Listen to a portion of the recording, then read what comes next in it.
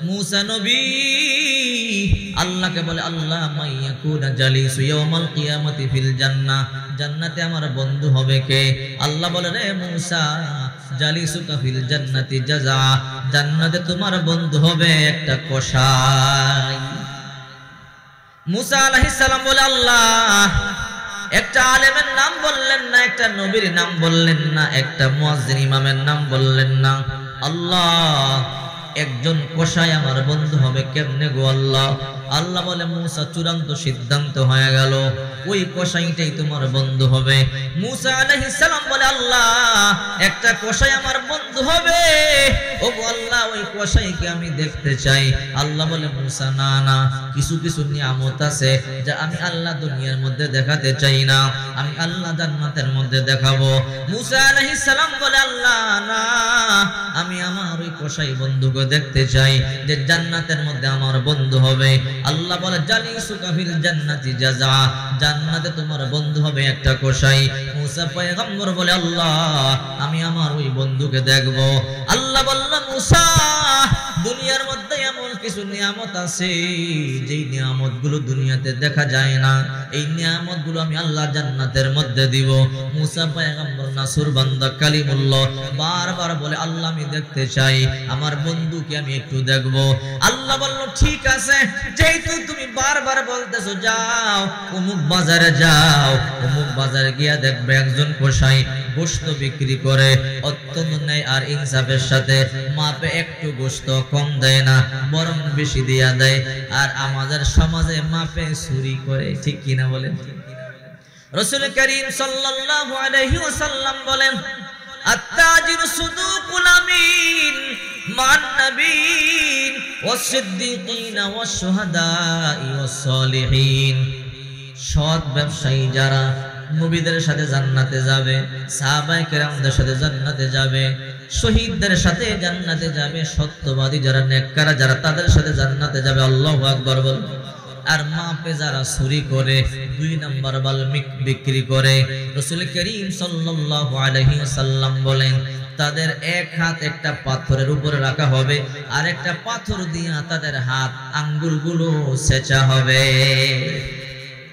মুসা আলাইহিস সালাম কে বলল রে মুসা যাও অমুক বাজারে যাও অমুক বাজারে গিয়া দেখবে একটা কষাই অত্যন্ত ন্যায় আর ইনসাফের সাথে গোশত বিক্রি করে মাপে বিন্দু পরিমাণ কম দেয় না আল্লাহর নবী মুসা বলল ঠিক আছে আল্লাহর পয়গম্বর হাঁটি হাঁটি পা পা করে বাজারে চলে গেল আল্লাহর পয়গম্বর মনে মনে সিদ্ধান্ত করে প্রথমেই আমি আমার পরিচয় দিব না আমার পরিচয় দিয়ে দিলে আমি তার আমল দেখতে পারবো না আল্লাহর পয়গম্বর ঠিকানা মতো বাজারে চলে গেল বাজারের এক কর্নারে একটা গোশতের দোকান একটা যুবক অত্যন্ত ন্যায় আর ইনসাফের সাথে গোশত বিক্রি করতেছে আল্লাহর পয়গম্বর মুসা দূর থেকে দাঁড়ায় দাঁড়ায় দেখতেছেন অনেক লম্বা সময় গোশত বিক্রি করলো গোশত বিক্রি করে মাপে বেশি দেয় কম দেয় না অনেক লম্বা সময় আল্লাহর পয়গম্বর দাঁড়ায় রইল হঠাৎ করে যুবক গোশত বিক্রি শেষ হওয়ার আগেই কিছু গোশত একটা কাগজের মধ্যে রেখে দিলেন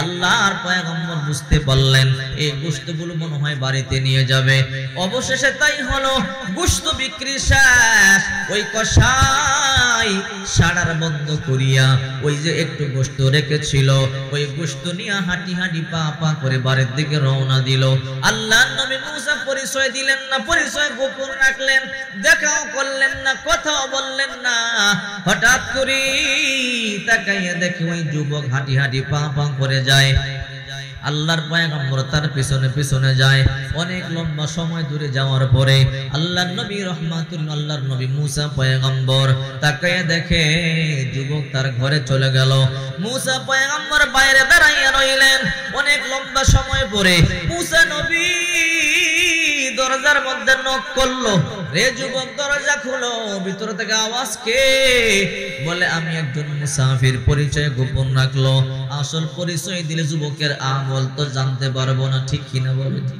এই জন্য মুসা পয়গম্বর পরিচয় গোপন রাখলেন যুবক আমি একজন মুসাফির, পথ চলতে চলতে ক্লান্ত হয়ে গেলাম, তোমার বাড়িতে একটু থাকার জায়গা হবে কি? ওই যুবক বলে ভাই আসেন, আমার ঘরে জায়গা আছে, আপনি আমার ঘরে থাকবেন, কোনো সমস্যা নাই। আল্লাহর নবীকে নিয়ে ঘরে চলে গেল। ঘরে যাওয়ার পরে যুবকটা বলল, হে আল্লাহর বান্দা, আপনি কি? আমি আপনাকে চিনি না। আপনি কি? আমি আপনাকে জানি না। আপনি মুসাফির, আমার বাড়িতে আসলেন, আমার ঘরে থাকেন, আমার ঘরে খাবেন, কোনো সমস্যা নাই। এই রুমের মধ্যে একটু বিশ্রাম করেন, আমি একটু ওই রুমের মধ্যে যাব, একটু কাজ সারিয়ে আবার আমি আপনার কাছে আসব। মুসা নবী মনে মনে ভাবে, যুবক তোমার এই কাজটাই তো আমি জানতে চাই, তোমার এই কাজটাই তো দেখবার জন্য আসলাম। ওই যুবক আল্লাহর নবী মুসাকে চিনতে পারে নাই, বলল ভাই আপনি এই ঘরের মধ্যে একটু অবস্থান করেন, আমি ওই ঘরে যাব, আমার কাজটা সারিয়ে আবার আপনার কাছে চলে আসব। আল্লাহর পয়গম্বর মুসা তাকায় তাকায় দেখতেছে ওই যুবকটার কি কাজ। ওই যুবকটা পাশের ঘরে চলে গেল। পাশের ঘরে গিয়া কার থেকে উপরের মাচা থেকে একটা বয়োবৃদ্ধা নারী দুর্বল একজন মহিলাকে নামালেন কাঁধে করে, নামাইয়া সুন্দর করিয়া কূপের পার্শ্বে নিয়ে গেলেন।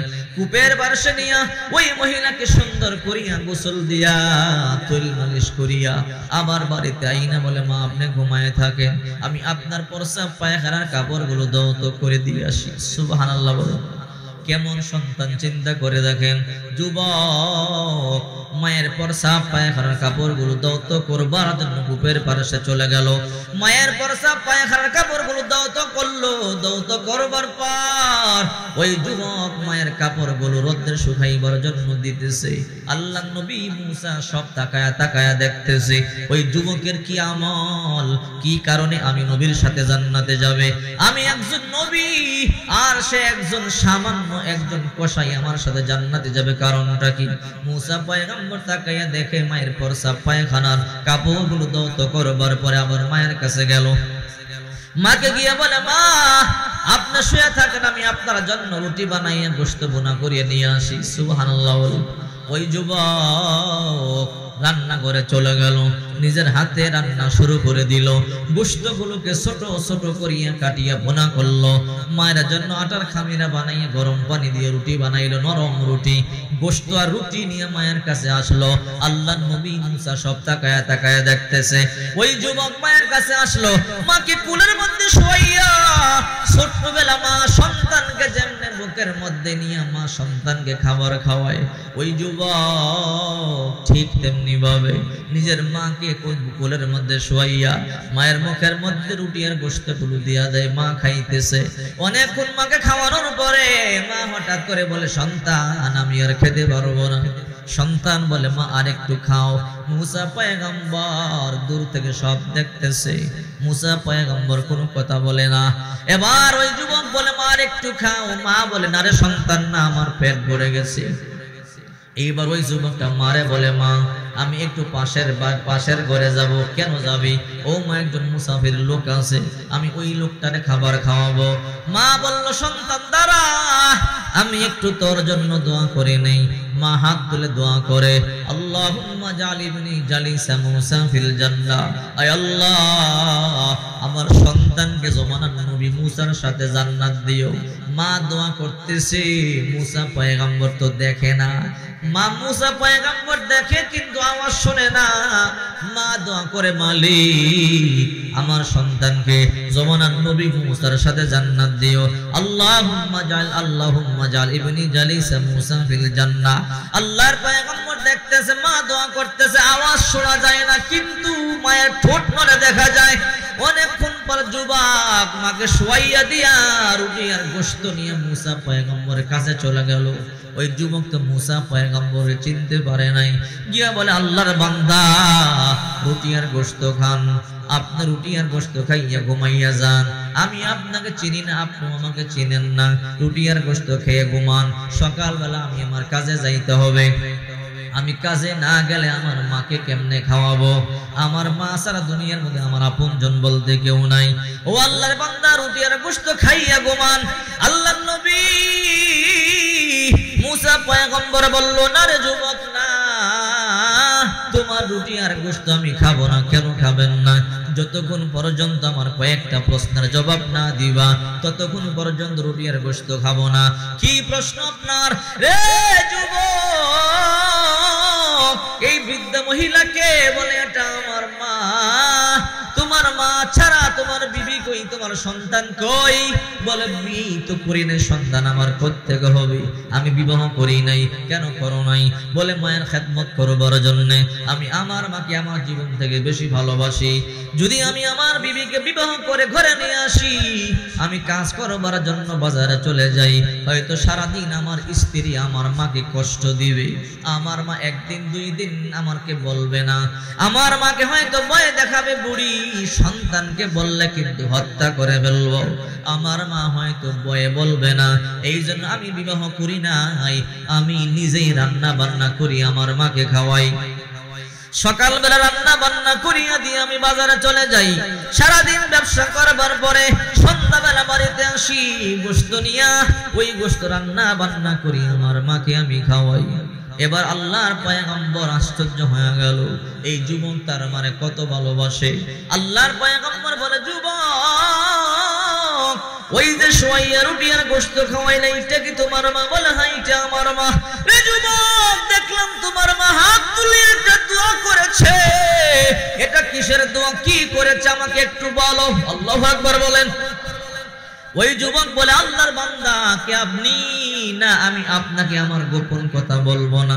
কেন বলবো না? বলে আমার মায়ের একটা গোপন দোয়া আছে, আমি জানি এই দোয়াটা কোনোদিন কবুল হবে না। এরপর আমার মায়ের দোয়াটা করে, কিন্তু আমি জানি দোয়াটা কবুল হবে না। কি দোয়া একটু বলো। বলে না, আপনাকে আমি বলবো না। আল্লাহর পয়গম্বর বলে, যুবক আমাকে না বললে আমি তোমার রুটি আর গোশত খাবো না। অনেকক্ষণ পর যুবক বিপদের মধ্যে পড়ে গেল।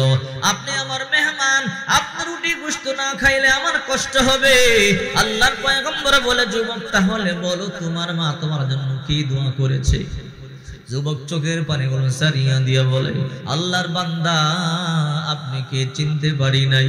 তারপর বারবার জিজ্ঞাসা করতেছেন, বলতে হয়, ও আল্লাহর বান্দা আমি সকালবেলা কাজে চলে যাই, কাজ থেকে আসিয়া যখন আমি ঘরের মধ্যে আমার মায়ের পরসা পায়খানা কাপড় পরিষ্কার করি, আমি আমার মায়ের জন্য রান্না বান্না করি, আমি যখন আমার মায়ের মুখের মধ্যে রুটি আর গোশত তুলে দেই, আমার মা আমার জন্য একটা দোয়া করে, আল্লাহুম্মা জালিবনি জালিসা মুসা ফিল জান্নাহ, হে আমার রব আমার সন্তানকে মুসা নবীর সাথে জান্নাত দিও। ভাই আপনি বলেন মুসা নবী কই আর আমি কই? আমি জীবনে মুসা পয়গম্বরকে তো দেখি নাই, কেমনে মুসা পয়গম্বরের সাথে আমি জান্নাতে যাব? মুসা নবী বলতেছে, যুবক মুসা পয়গম্বরকে দেখতে কি মনে চায় না? বলে হ্যাঁ মনে তো চায়, কিন্তু কেমনে দেখবো? কারণ আমার মা অসুস্থ, মুসা নবীর বাড়ি আমার বাড়ি থেকে অনেক দূরে, যেতে 2 দিন লাগে, আসতে 2 দিন লাগে, 4 দিন সময়।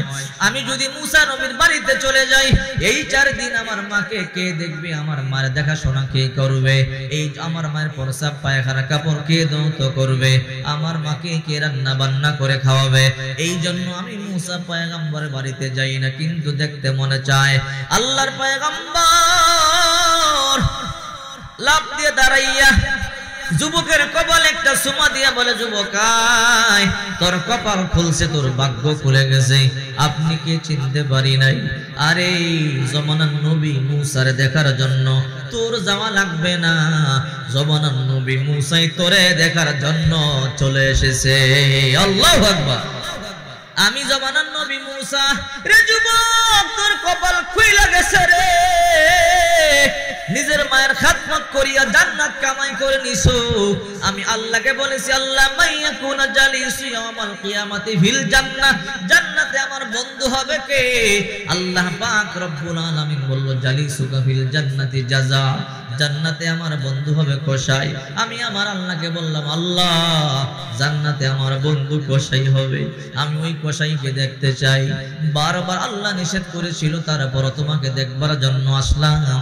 তোমার সুসংবাদ তুমি গ্রহণ করে নাও, কাল কিয়ামতের ময়দানে আমি নবী হইয়া যে জান্নাত পাবো, তুমি নবী না হইয়াও তুমি মায়ের খেদমত করবার কারণে সমান জান্নাতের মালিক হয়ে গেলা। চিন্তা করে দেখেন, মুসা আলাইহিস সালাম এই পৃথিবীর মধ্যে 1,24,000 মতান্তরে 2,24,000 নবী রাসূল আল্লাহ প্রেরণ করেছেন। এর মধ্যে 313 জন ছিল রাসূল, আর এর মধ্যে 4 জন প্রসিদ্ধ রাসূল। একজন মুসা নবী যাকে আল্লাহ তাওরাত কিতাব দিয়েছেন, আর একজন দাউদ আলাইহিস সালাম যাকে আল্লাহ জাবুর কিতাব দিয়েছেন, আর একজন হযরত ঈসা আলাইহিস সালাম যাকে আল্লাহ তাআলা ইনজিল কিতাব দান করেছেন। সর্বশেষ নবী মুহাম্মদ সাল্লাল্লাহু আলাইহি সাল্লাম যাকে সর্বশ্রেষ্ঠ মহাগ্রন্থ আল কোরআন দান করেছিলেন। আল্লাহু আকবার বলেন। এই মুসা নবী এত দামি একজন নবী বলে, আল্লাহ জান্নাতে আমার বন্ধু হবে কে? আল্লাহ বলল, মুসা তোমার বন্ধু হবে একটা কসাই। ওই কসাইটা এত বড় আলেম ছিল না, এত বেশি ইবাদত বন্দেগীও করতে পারে নাই, মায়ের খেদমত করেছে, যার কারণে আল্লাহ পাক রব্বুল আলামিন নবী মুসার সাথে তার জান্নাত লিখে দিয়েছে। আল্লাহু আকবার বলেন। এই জন্য রাসূল করিম সাল্লাল্লাহু আলাইহি ওয়াসাল্লাম বলেন, আল জান্নাতু তাহতা আকদামিল উম্মাহাত, মায়ের পায়ের নিচে সন্তানের জান্নাত। ঠিক কিনা বলেন? রাসূল করিম সাল্লাল্লাহু আলাইহি ওয়াসাল্লাম বলেন, রিদুর রাব্বি ফি রিদুল ওয়ালিদাইন ওয়া সাখাতুর রাব্বি ফি সাখাতিল ওয়ালিদাইন। যে সন্তানের উপরে তার পিতামাতা সন্তুষ্ট, তার উপরে আল্লাহ সন্তুষ্ট, আর যে সন্তানের উপরে পিতামাতা অসন্তুষ্ট, তার উপরে আল্লাহ অসন্তুষ্ট। ঠিক কিনা জোরে বলেন? যখন দেখবেন আপনার আব্বা আম্মা আপনার উপরে সন্তুষ্ট, বুঝবেন আল্লাহ পাক আপনার উপরে সন্তুষ্ট। যখন দেখবেন আপনার পিতামাতা আপনার উপর অসন্তুষ্ট, আপনি বুঝে নেবেন আপনার আল্লাহ আপনার উপর অসন্তুষ্ট। ঠিক কিনা বলেন? এই আয়াতে কারিমার মধ্যে 1 নম্বরে আল্লাহ পাক বললেন, তোমার রবের ইবাদত করো। চূড়ান্ত ফয়সালা, রবের ইবাদত ছাড়া, আল্লাহর ইবাদত ছাড়া আর কারো ইবাদত করা যাবে না। ঠিক কিনা বলেন? আর 2 নম্বরে বললেন, তোমরা তোমাদের পিতামাতারে সন্তুষ্ট করো, পিতামাতার খেদমত করো, পিতামাতারে ভালোবাসো।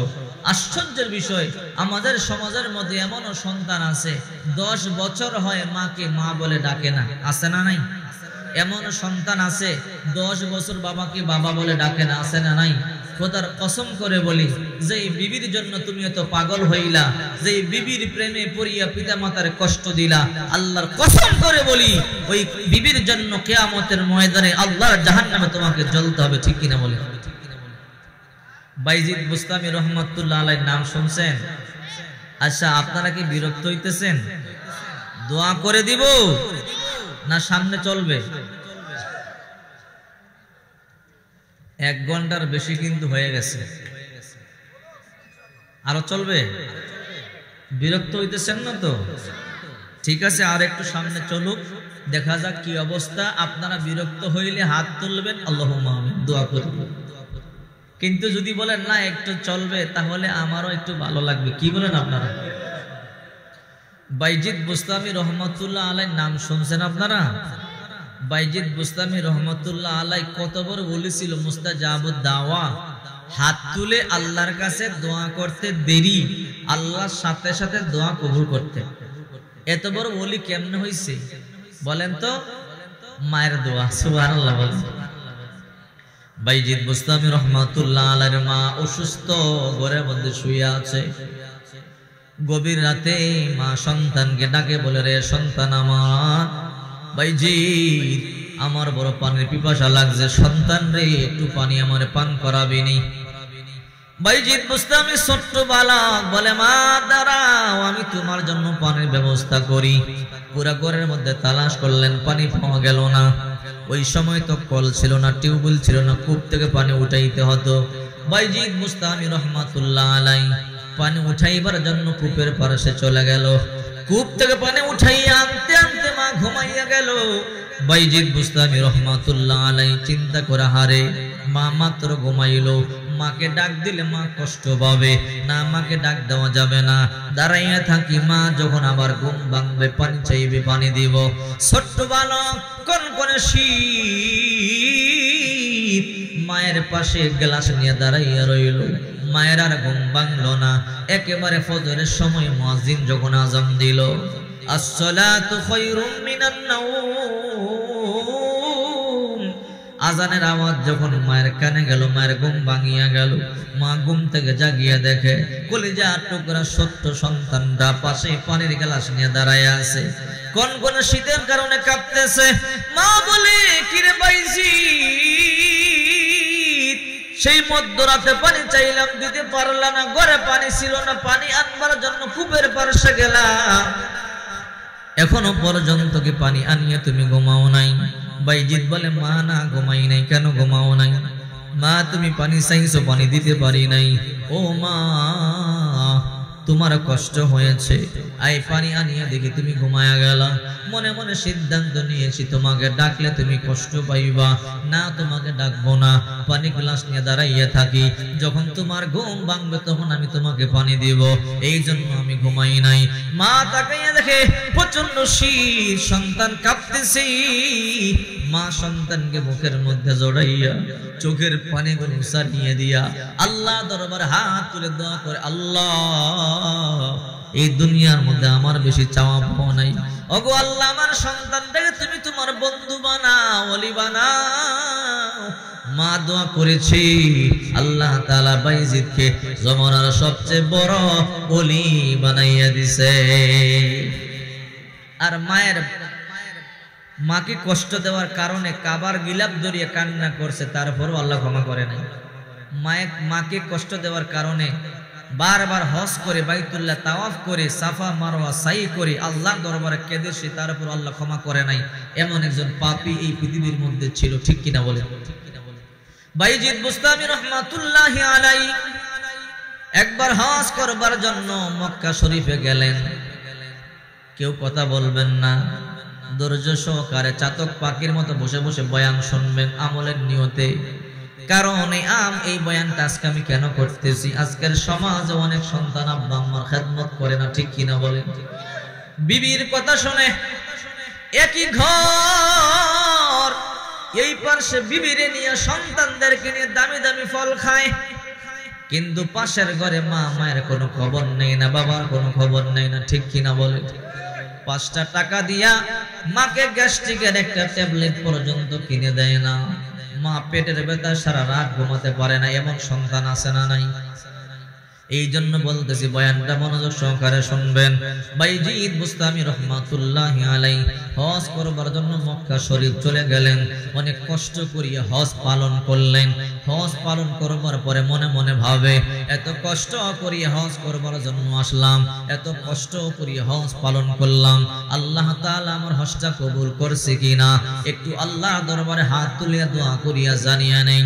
সবাই চলে যাইতেছে, হজের মৌসুম শেষ। বাইজিদ বুস্তামি রহমাতুল্লাহি আলাইহি কাবার সামনে গিয়া 2 রাকাত নামাজ পড়িয়া সিজদায় গিয়া বলে, আল্লাহ বড় কষ্ট করিয়া বুস্তাম থেকে আসলাম হজ করবার জন্য, ও মালিক বড় কষ্ট করিয়া হজ করলাম। আল্লাহ হজের মৌসুম শেষ হয়ে গেল, সবাই যারা যার বাড়িতে চলে যাইতেছে। আল্লাহ বাইতুল্লাহ চত্বর খালি হয়ে গেল। আল্লাহ আমি বাড়িতে চলে যাব। ও মালিক আমার জানতে বড় ইচ্ছা হয়, আমার হজ কবুল করছো কিনা। এই বছর যারা হজ করেছে এদের মধ্য থেকে কতজন মানুষের হজ কবুল করেছো, আর কার হজ কবুল করো না একটু আমি জানতে চাই। বাইজিদ বুস্তামি রহমাতুল্লাহি আলাইহি সিজদায় পড়ে কান্না করে বলে, মালিক আমাকে বলো আমার হজ কবুল করছো কিনা। এই বছর যারা হজ করেছে কার কার হজ কবুল করছো, আর কার কার কবুল করো না সেটাও আমাকে বলো। আল্লাহ পাক রব্বুল আলামিন বলে, রে বাইজিদ বন্ধু আমার মাথা উঠাও, রে বাইজিদ সুসংবাদ গ্রহণ করো, আমি আল্লাহ পাক রব্বুল আলামিন তোমার হজ কবুল করেছি। আল্লাহু আকবার। বাইজিদ রে, এই বছর যতগুলো মানুষ হজ করেছে সবার হজ আমি কবুল করেছি, কিন্তু আমার একটা নাফরমান বান্দা আছে, তার এক হাত নাই এক পাও নাই, অথচ সে সবচেয়ে কষ্ট করিয়া হজ করেছে, সবচেয়ে কষ্ট করিয়া বাইতুল্লাহ তাওয়াফ করেছে, সবচেয়ে কষ্ট করিয়া সাফা মারওয়া সাই করেছে, তার হজ আমি কবুল করি নাই। এবার বাইজিদ বলে, আল্লাহ তার নাম কি? তার নাম হারুন, তার হজ কেন কবুল করো নাই? আল্লাহ বলে, বাইজিদ তুমি তার কাছে যাও, তাকে গিয়ে জিজ্ঞাসা করো তার জীবনে এমন একটা পাপ সে করেছে যেই পাপের কারণে আমি আল্লাহ তার হজ কবুল করি নাই। বাইজিদ বুস্তামি রহমাতুল্লাহি আলাইহি বলে, আল্লাহ এমন কি পাপ করেছে যার কারণে তার হজ কবুল করো নাই, আমারে একটু বলো। আল্লাহ বলে, বাইজিদ তুমি নিজেই তার কাছে যাও, তুমি গিয়া তাকে জিজ্ঞাসা করো আমি আল্লাহ তার হজ কেন কবুল করি নাই। আমি রহমাতুল্লাহ আলাইহি বলে আল্লাহ আমি তারে কোথায় গেলে পাবো, তার নাম কি, তার পরিচয় কি? আল্লাহ তাআলা বলে তার নাম হারুন, তার এক হাত নাই এক পা নাই। দেখবা সাফা পর্বতের পাদদেশে বালুর মধ্যে গড়াগড়ি করিয়া কাঁদতেছে আর তওবা করতেছে, আল্লাহ আমার জিন্দেগীর গুনাহগুলো তুমি মাফ করিয়া দাও। এবার তারে গিয়া জিজ্ঞাসা করো সে এমন কি পাপ করেছে যার কারণে আমি আল্লাহ তাআলা তার হজ কবুল করি নাই। বাইজিদ বুস্তামি রহমাতুল্লাহি আলাইহি হাঁটি হাঁটি পা পা করে সাফা পর্বতের পাদদেশে চলে আসলেন। এসে দেখে একজন আল্লাহর বান্দা এক হাত নাই এক পা নাই, মাটির মধ্যে গড়াগড়ি করে করে চোখের পানিগুলো সারিয়া সারিয়া কাঁদতেছে। চোখের পানিতে পুরো দেহটা ভিজিয়া গেছে। আহারে এমন ভাবে কান্দে বাইজিদ বুস্তামির মায়া লাগলো। ওই আল্লাহর বান্দা বলে ও মালিক কত বছর ধরিয়া তোমার দরবারে চোখের পানিগুলো সারিয়া সারিয়া কান্দি, আল্লাহ এখনো পর্যন্ত আমার কেন মাফ করো না? আর কত বছর তওবা করলে আমার গুনাহ তুমি মাফ করবা? আল্লাহ কত নাফরমানকে তুমি মাফ করেছো, কত গুনাহগারকে মাফ করেছো, কত চোর ডাকাতকে মাফ করেছো, কত জিনাকার কত সুদখোর ঘুষখোরকে মাফ করেছো, আল্লাহ আমার কেন মাফ করো না? এই রকম বলে বলে চোখের পানিগুলো সারে কান্দে। ও মালিক তাকাইয়া দেখো বাইতুল্লাহ চত্বর খালি হয়ে গেল, সবাই যার যার বাড়িতে চলে গেল। আল্লাহ আমি হারুন তোমার দরবারে এখনো পর্যন্ত চোখের পানি সারিয়া কান্দি, আমার কান্না তুমি কবুল করো, আমার গুনাহ তুমি মাফ করো। কিন্তু আল্লাহ তাআলা তার দোয়া কবুল করে না। বাইজিদ বুস্তামি তাকাইয়া তাকাইয়া দেখলেন, মায়া লাগলো, একটু সামনে গেল, সামনে গিয়া তার পিঠের মধ্যে হাত দিয়ে বলে হারুন থাম, আর কান্না করবি না। এইবার হারুন বলে আপনি কি? আপনাকে চিনতে পারলাম না, আপনি আমার নাম কেমনে জানেন? বলে আমি শুধু তোমার নাম জানি তা নয়, আল্লাহ তাআলা যে তোমার হজ কবুল করে নাই আমার কাছে সেই খবর পর্যন্ত আছে। আমার হজ আল্লাহ কবুল করে নাই এই কথা আপনি কেমনে জানলেন? আপনি তো সাধারণ মানুষ নয়, নিশ্চয়ই আল্লাহর কোনো ওলি হবেন। আমি একটা পাপ করেছি এই কথা তো আল্লাহ আর আমি ছাড়া কেউ জানে না, আপনি কেমনে জানলেন? নিশ্চয়ই আমার আল্লাহ আপনাকে বলেছে, এতে বোঝা যায় আপনি একজন আল্লাহর ওলি। সুবহানাল্লাহ। এবার হারুন বলে আল্লাহর বান্দা আপনার নাম কি? বলে আমার নাম বাইজিদ বুস্তামি। ও আপনি আল্লাহর ওলি বাইজিদ? বলে হ্যাঁ হারুন আমি আল্লাহ দরবারে কান্না করিয়া জিজ্ঞাসা করেছি, আল্লাহ আমিও হজ করেছি, এই বছর হাজার হাজার মানুষ হজ করেছে, কার কার হজ কবুল করছো, কার কার কবুল করো নাই? আল্লাহ তাআলা সংবাদ দিল বাইজিদ তোমার হজ কবুল করেছি, এই বছর যারা হজ করেছে সবার হজ কবুল করেছি, কিন্তু আমার নাফরমান একটা বান্দা আছে নাম তার হারুন, এক হাত নাই এক পাও নাই, তার হজ আমি কবুল করি নাই। আমি বললাম আল্লাহ কি এমন পাপ করেছে যার হজ আপনি তা কবুল করলেন না, কারণটা কি? আল্লাহ তাআলা বলে রে মুসা যাও তুমি, রে বাইজিদ যাও তুমি তাকে জিজ্ঞাসা করো, সে নিজেই বলে দিবে সে কি পাপ করেছে। রে বাইজিদ আমারে বলো, রে বাইজিদ নিশ্চয়ই আল্লাহ আপনারে বলেছে তাই আপনি জানতে পারলেন। বাইজিদ বুস্তামি জিজ্ঞাসা করে, রে যুবক এমন কি পাপ করেছো?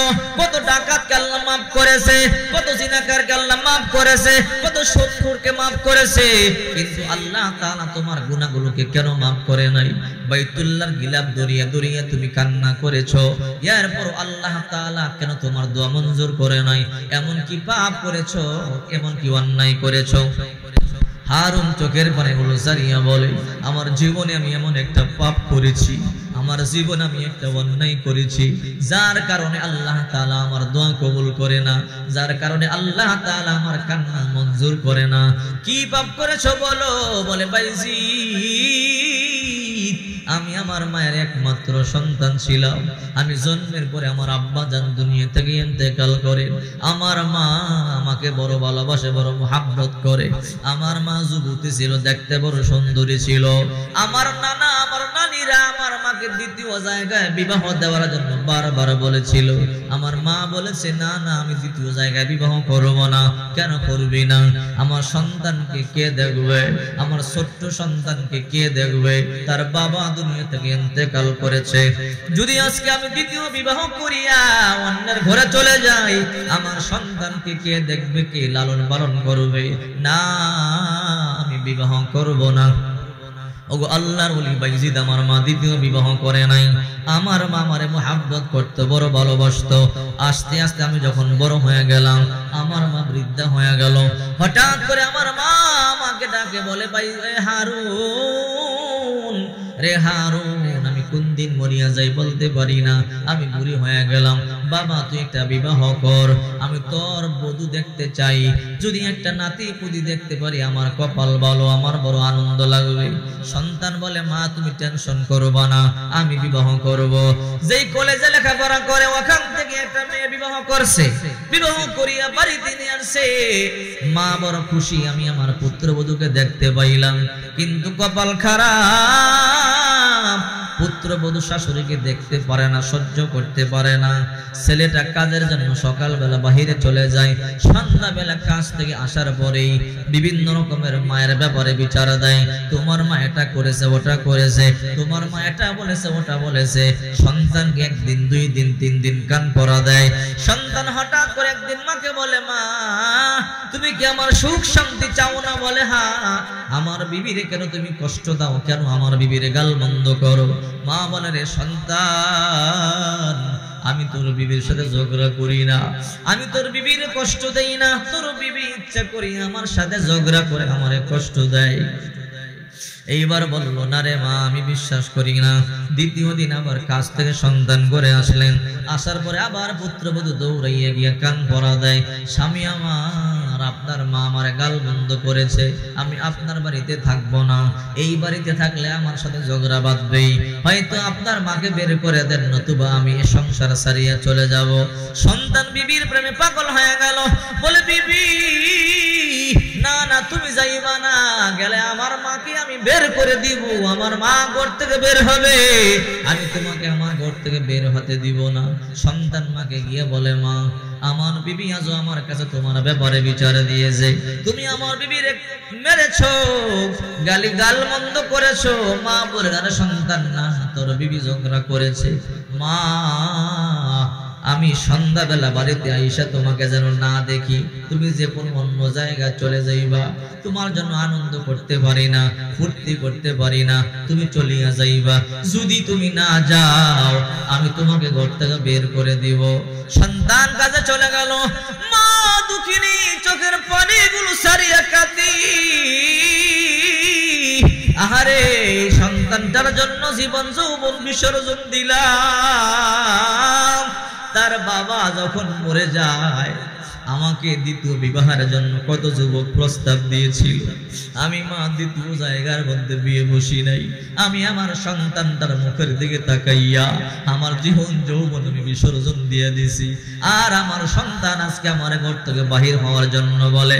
মা চোখের পানি কোনো সারিয়া সারাদিন কান্না করেছে, কোনো খাবার দাবার খায় নাই, পানি পর্যন্ত পান করে নাই। সন্ধ্যাবেলা যখন সন্তান ঘরে আসলো, আবার বিবি দৌড়াইয়া গিয়া কান পরা দিল, ও স্বামী আমার, সারাদিন তোমার মা তোমারে বদদুয়া দিয়েছে, গালমন্দ করেছে, তোমার মাকে ঘর থেকে বের করে দাও। তোমার মা বের না হলে আমরা আনন্দ করতে পারবো না, ফুর্তি করতে পারবো না। জালেম সন্তান দৌড়াইয়া গিয়া মাকে বলে, বুড়ি তোরে না বলছি ঘর থেকে বের হওয়ার জন্য? রে বুড়ি, এখনো পর্যন্ত কেন বের হও নাই? তোমার জন্য আনন্দ করতে পারি না, ফুর্তি করতে পারি না, তোমার জন্য আমি আমার বিবির মন পাই না। মায়ের চুলগুলো ধরিয়া টান দিয়া শেষরাই। মা বলে, রে সন্তান আমার, আমার চুলগুলো সারিয়া দে, আমি মা ব্যথা সহ্য করতে পারি না। টানিয়া টানিয়া দরজা পর্যন্ত আনলো। আনবার পরে বলে, বুড়ি আজকে তোমার লাস্ট, আগামীকালকে যদি তুমি ঘর থেকে বাহির না হয়ে যাও, আমি কিন্তু তোমার হত্যা করে ফেলবো। এই কথা বলবার পরে সন্তান কাজে চলে গেল। জুলুম দুঃখী মা কোনো খাবার খায় না, চোখের পানিগুলো সারিয়া সারিয়া কান্দে। জানি না আজকে আইসা আমার জালেম সন্তান কি অত্যাচার করে, আমার চুলগুলো দরিয়া দরিয়া জালেম সন্তানটা টান দিল। আহারে জনম দুঃখী মা চোখের পানিগুলো সারিয়া সারিয়া কান্দে। দ্বিতীয় দিন সন্তান আমার যখন সন্ধ্যাবেলা ঘরে আসলো, আসার পরে বিবি দৌড়াইয়া গিয়া কান পরা দিয়া বলে, স্বামী আমার এখনো পর্যন্ত আপনার মা ঘর থেকে বাহির হয় নাই। সারাদিন আপনার মা গাল বন্ধ করেছে, ঝগড়া করেছে, আমি কিন্তু থাকবো না, ঘর থেকে চলে যাব, আপনার মাকে ঘর থেকে বাহির করেন। এইবার জালেম সন্তান মায়ের কাছে গেল। মা ঘরের একটা কর্নারের মধ্যে চুপ করিয়ে বসেছিল, ভয় পাইতেছে। জানি না জালেম সন্তান আজকে আমারে কেমন অত্যাচার করে। জালেম সন্তান গিয়ে মায়ের চুল ধরিয়া টানে, রে বুড়ি তোরে না বললাম ঘর থেকে বের হবি কেন, বের হলি না, বের হয়ে যা। জনম দুঃখী মা সন্তানটার দুইটা পা জড়াইয়া ধরছে, সন্তান আমার তুই আমার ঘর থেকে বাহির করিয়া দিস না। যে সন্তান এই দুনিয়ার মধ্যে আমার মা নাই, এই দুনিয়ার মধ্যে আমার বাবা নাই, আমি পুরা বয়সে কই যাব। মা সন্তানের দুইটা পা জড়াইয়া চোখের পানিগুলো সারিয়া সারিয়া কান্দে। জালেম সন্তান ঠাস করিয়া মার গালে একটা থাপ্পড় লাগাইয়া দিছে। আহারে 5টা আঙ্গুলের দাগ বসিয়া গেল। মা বলে, সন্তান কি করলি, কি করলি? এই হাতের মধ্যে আমি কত সুমান সুমাইছি রে সন্তান, এই হাত দিয়ে তুই আমারে থাপ্পড় দিলি রে সন্তান আমার। তোর এই হাতের মধ্যে আমি মা দুলাবালি লাগতে দেই নাই, আমি মা জিব্বা দিয়া তোর দুলাবালি মুইসা দিতাম। আজকে ওই হাত দিয়ে তুই আমার কেমনি থাপ্পড় দিলি রে সন্তান। এরপর জনম দুঃখী মা কোনো কথা বলে নাই, চোখের পানিগুলো সারিয়া সারিয়া কান্দে। সন্তান বলে, বুড়ি রে আজকে কাছ থেকে আইসা দেখলে কিন্তু মেরে ফেলবো। মা চোখের পানিগুলো সারিয়া সারিয়া কান্দে। এরপরে সন্তান সন্ধ্যাবেলা বাড়িতে আসলো, আসিয়া দেখে এখনো পর্যন্ত মা ঘরের মধ্যে আছে। এবার পুত্রবধূ দৌড়াইয়া গিয়ে বলে, স্বামী আমার আপনার মায়ের জন্য আর শান্তি পাইলাম না, আপনার মারে ঘর থেকে বের করে দেন। এইবার সন্তান মায়ের কাছে গিয়া চুলগুলো ধরিয়া আমাকে শেষরায়, বুড়ি আমি না বললাম ঘর থেকে বাহির হওয়ার জন্য, কেন বের হলি না? বুড়ি রে আজকে তোকে আমি ছাড়বো না। মা সন্তানটার পা দুইটা জড়াইয়া চোখের পানিগুলো সারিয়া বলে, সন্তান রে এই বুড়া বয়স আমারে বাইর করে দিলে কই যাব, যাওয়ার মতো জায়গা নাই। এই দুনিয়ার মধ্যে আমার মা বলতে কেউ নেই, বাবা বলতে কেউ নাই, আমার আপনজন বলতে দুনিয়ার মধ্যে কেউ নাই, তুই আমারে ঘর থেকে বাহির করিয়ে দিস না।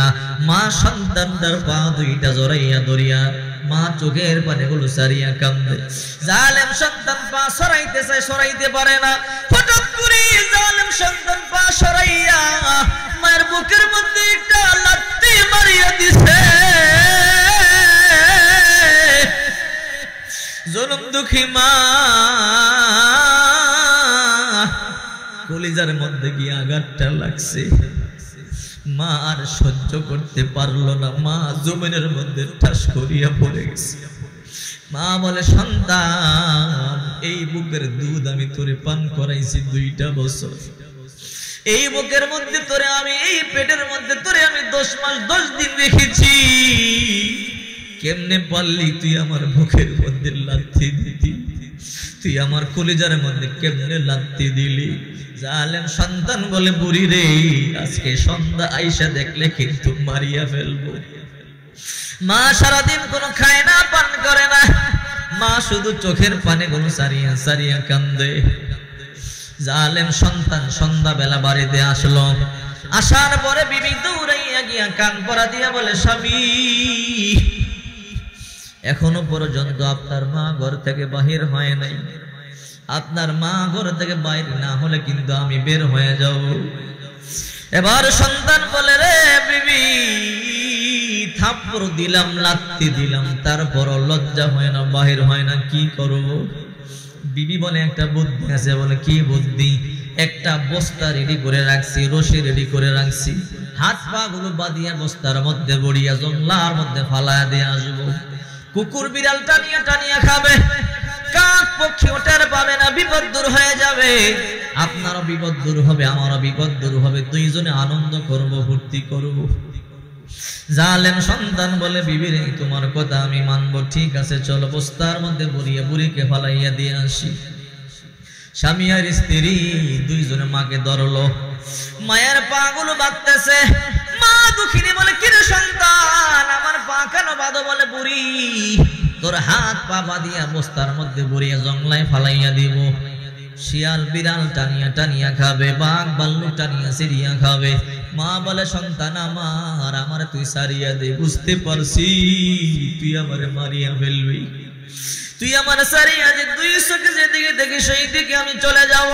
জালেম সন্তান বলে, না রে বুড়ি, বহু সময় তুলে দিছি কিন্তু কথা শোনস নাই, এখন তোর হাত পা বাঁধিয়া জংলার মধ্যে তোরে ফলাবো।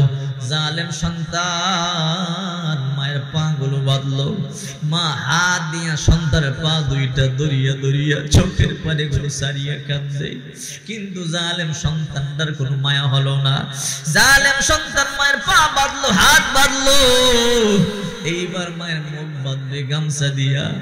জনম দুঃখী মা চোখের পানি গুলো সারিয়া কান্দায়, রে সন্তান তোর জন্য কত রাত আমি ঘুমাই, তোর জন্য কতবার আমি খাবার খাই নাই, রে সন্তান ভালো একটা পোশাক আমি তোর জন্য পরি নাই, আজকে তুই আমার হাত পা বাঁধিয়া জংলার মধ্যে ফালাইয়া দিবি।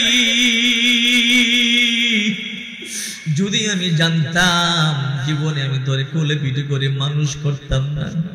জালেম সন্তান মায়ের বস্তার মধ্যে বড়িয়া, স্বামী আর স্ত্রী দুইজনে বস্তাটা নিয়ে শেষরাইয়া জংলার মধ্যে নিয়ে গেল। জংলার মধ্যে নিয়ে রাত্রে বেলা ফালাইয়া দিয়ে চলে আসলো। জালেম সন্তানটা বাড়িতে চলে আসলো, বিবির নিয়ে আনন্দ করে ফুর্তি করে। এইবার জালেম সন্তান মনে মনে চিন্তা করে, আহারে পরের দিন মনে মনে চিন্তা করে, আমি যে আমার মাকে বস্তার মধ্যে ফালায় দিয়ে আসলাম, জানি না মা কেমন আছে, একটু দেখে আসি। সকালবেলা মাকে দেখবার জন্য জংলায় গেল। জংলার মধ্যে গিয়া দেখে জায়গার মধ্যে মা নাই, রক্ত দেখা যায়, হাড় দেখা যায়, মাথার খুলি দেখা যায়, বুঝতে বাকি নাই মাকে জংলার হিংস্র বাঘ ভাল্লুক টানিয়া সিরিয়া খাইছে। জালেম সন্তান বলে, আমি কি করলাম রে, কি করলাম? বাড়িতে আসলো, আসার পরে বিবি কয়, এখন আর চিন্তা নাই, তুমি আর আমি আনন্দ করব, ফুর্তি করব, পুরি শেষ, পথের কাটা শেষ। এবার সন্তানটা চিন্তা করে, কি করলাম, জনম দুঃখী মায়ের কেমনে বাঘের মুখে দিয়ে আসলাম। সকালবেলা ঘুম থেকে জাগলো, জাগিয়া দেখে হাতের মধ্যে একটা ফোঁড়া উঠেছে। আহারে এমন ব্যথা, ব্যথার যন্ত্রণা সহ্য করতে পারে না, ডাক্তার দেখায়, কবিরাজ দেখায়, এই রোগ ধরতে পারে না। পচন শুরু হয়ে গেল, হাতের কবজা পর্যন্ত পচে গেল, দুর্গন্ধ, হাতের কনুই পর্যন্ত পচে গেল। এবার কেউ তার কাছে আসে না দুর্গন্ধের জন্য, পোকামাকড় বিল বিল বিল বিল করে। এবার ডাক্তারকে গিয়ে বলে, ডাক্তার চিকিৎসা করেন। ডাক্তার বলে, তোমার যে এই রোগের কোনো চিকিৎসা নাই, বাঁচতে চাইলে হাত কাটিয়া ফেলাও, নতুবা এমন অবস্থা হবে তোমার পুরা দেহ পচিয়া যাবে, মরিয়া যাইবা। এবার বলে, ডাক্তার আমার হাত কাটিয়া ফালাইয়া দেন। হাতের গোড়া থেকে কাটিয়া ফালাইয়া দিল। হাত কাটিয়া দেওয়ার পরে কয়েকদিন পরে আবার পায়ের মধ্যে ফোঁড়া উঠেছে। একই ফোঁড়া, পা পচন শুরু হয়ে গেল, পচতে পচতে পায়ের কণ্ঠনালী পর্যন্ত পচে গেল, দুর্গন্ধ, পচতে পচতে পায়ের হাঁটু পর্যন্ত পচে গেল, পোকামাকড় বিল বিল বিল বিল করে। ডাক্তারকে দেখায়, ডাক্তার চিকিৎসা করো। ডাক্তার বলে, এই রোগের চিকিৎসা নাই, ক্যান্সার, তুমি মরিয়া যাইবা, বাঁচতে চাইলে পা কাটিয়া ফালাইয়া দাও। বলে, ডাক্তার আমার হাত পা কাটো। বুঝতে বাকি নাই, এই হাত দিয়ে আমি আমার মাকে থাপ্পড় দিয়েছিলাম, এই পা দিয়ে আমি আমার মাকে লাথি দিয়েছিলাম, এই জন্য আমার এক হাত এক পা পচিয়া যায়। আমার এলাকার লোকেরা সিদ্ধান্ত নিল আমাকে অবস্থার মধ্যে বড়িয়া সমুদ্রে ফালাইয়া দিবে। আমি বললাম, আল্লাহর দোহাই আমাকে মারবেন না, আমার সব সম্পদ আপনারা নিয়ে যান, আমি জীবনে অন্যায় করেছি, পাপ করেছি, আমাকে দরিয়ে বাইতুল্লাহ চত্বরে মক্কার সামনে রেখে আসেন। যতদিন বেঁচে থাকবো বাইতুল্লাহর গিলাফ ধরে ধরে কানবো। এবার আমার এলাকার লোকেরা বাইতুল্লাহ চত্বরে দিয়া যায়, ওগো আল্লাহর ওলি বাইজিদ, ওই দিন থেকে আজ পর্যন্ত বহু বছর আমি হজ করি, লাভবাইক বলি, আল্লাহ আমার লাভবাইক কবুল করে না। বাইতুল্লাহর গিলাফ ধরে ধরে কান্না করি, আল্লাহ আমার কান্না মঞ্জুর করে না। আমি কত কান্না করি, সবাই হজ করিয়া চলিয়া যায়, আমি যাই না। সাফা পর্বতের পাদদেশে চোখের পানি সারিয়া সারিয়া গড়াগড়ি করে কান্দি, আল্লাহ তাআলা আমার কান্না মঞ্জুর করে না। বাইজিদ বুস্তামি রহমাতুল্লাহ আলাইহি বাড়িতে চলে যাবে, হাত তুলে বলে মালিক, সবাই চলে গেল, বাইতুল্লাহ চত্বর খালি, আমিও চলে যাব। ওগো আল্লাহ, এমন ভাবে তাকে আমি রাখিয়া গেলাম, আমার কাছে অত বড় কষ্ট হয়। আল্লাহ তুমি তাকে মাফ করিয়া দাও। আল্লাহ বলে সাবধান রে বাইজিদ, সাবধান, যত দোয়া করেছো সব কবুল করেছি। বাইজিদ, এই নাফরমানের জন্য দোয়া করবি না। তুই তো দেখো না রে বাইজিদ, আমি আল্লাহ দেখেছি। যখন মায়ের হাত পা গুলো বাঁধে, জনম দুঃখী মা তার পায়ে ধরিয়ে জীবনটা ভিক্ষা চাইছিল, সন্তান রে আমার জীবনটা ভিক্ষা দে। আমি দুই চোখে যেই দিকে দেখি ওই দিকে চলে যাব, কিন্তু না না, এই জালেম সন্তান মাকে জীবনটা ভিক্ষা দেয় নাই। বাইজিদ রে, আজকে আমি তাকে আমি ছাড়বো না। হে বাইজিদ, তার জন্য দোয়া করবি না? বাইজিদ, আরেকবার যদি দোয়া করো, ওলির দফতর থেকে তোমার নাম কাটিয়ে দিব। বাইজিদ বুস্তামি রহমাতুল্লাহ আলাইহি চোখের পানি সারিয়া সারিয়া বুস্তাম শহরে চলে গেল। চিন্তা করে দেখেন, মাকে কষ্ট দেওয়ার কারণে আল্লাহর কাবার গিলাফ ধরিয়া কান্নাকাটি করে, হজ করে করে কান্নাকাটি করে, সাফা মারওয়া সাই করে করে কান্না করে, এরপরও আল্লাহ তাআলা তার দোয়া কবুল করে না। ঠিক কি না? মাকে কষ্ট দিয়েছে, আর ওইদিকে একজন কসাই মায়ের খেদমত করেছে, এই জন্য আল্লাহ তাআলা তাকে জান্নাতের মেহমান বানায় দিয়েছে। ঠিক কিনা জোরে বলেন।